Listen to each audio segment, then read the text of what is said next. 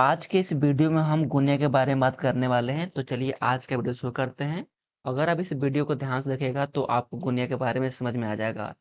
जो आपका सर्वे हो रहा है इसमें जो आपका पैमाना फॉलो किया जाता है वो है 16 इंच इक्वल टू आपका 1 मील का पैमाना आपका फॉलो किया जाता है। ये जो होता है ये आपका स्टैंडर्ड पैमाना है जो आपका सर्वे में फॉलो होता है। अगर हम बात करते हैं 16 इंच इक्वल टू 1 मील होता है और 1 मील में आपका क्या होता है तो 1 मील में आपका 80 जरीब आपका 1 मील में होता है।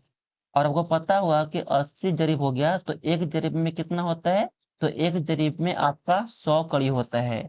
अगर हम बात करते हैं गुनिया का, जो आपका गुनिया है इसका लेंथ आपका होता है 2 इंच और इसका चौड़ाई होता है 1.5 इंच होता है। तो यहाँ पे जो आपका है ये जो पैमाना लिया गया 16 इंच का लिया गया है। तो यहाँ पे सबसे पहले हम 2 इंच का वैल्यू कैलकुलेट करेंगे। तो यहाँ पे आप लिख सकते हैं 16 इंच इक्वल टू आप यहाँ पे 80 जरीब यहाँ पे लिख सकते हैं।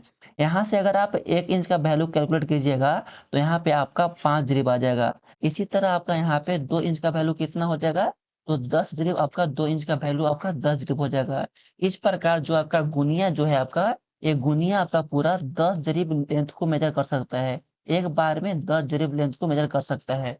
अब हम बात करते हैं कि ये जो हमारा गुनिया है इसमें जो आपका पार्ट बना हुआ है ये एक पार्ट जो है कितना कड़ी को डिनोट करेगा इसके बारे में बात करते हैं। देखिए इसको क्या करेंगे सबसे पहले क्या करेंगे हमको ये पता हो गया कि हमारा जो गुनिया है ये हमारे यहाँ से लेकर यहाँ तक है जो हमारा लेंथ मेजर करेगा 10 जरीब लेंथ मेजर करेगा। अगर हमको पता चल जाए कि ये जो पार्ट है कितना पार्ट है उस पार्ट से अगर हम इसके लेंथ में डिवाइड कर देंगे तो हमको ज्ञात हो जाएगा कि इसका एक पार्ट का वैल्यू कितना है।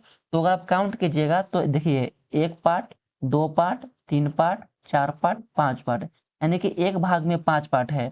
और ऐसा-ऐसा कितना भाग है तो 1, 2, 3, 4, 5, 6, 7, 8, 9, 10 ऐसा-ऐसा हमारा 10 पार्ट है और एक पार्ट में 5 पार्ट है, यानी कि टोटल हमारा 50 पार्ट है।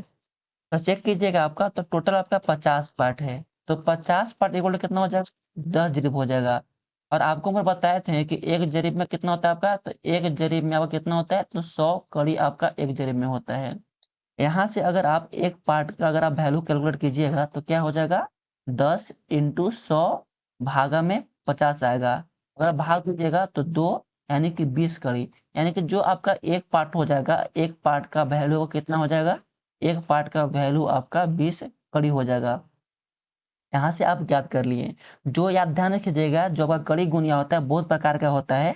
अभी हम जो बात कर रहे थे तो नीचे वाले के बारे में बात कर रहे थे। तो आपका जो एक पार्ट हो गया आपका एक पार्ट आपका 20 कड़ी का हो गया। तो आप वेरीफाई कर सकते हैं ये हो गया 20 कड़ी 40 60 80 100 यानी कि यहाँ तक आपका एक जरीब हो गया।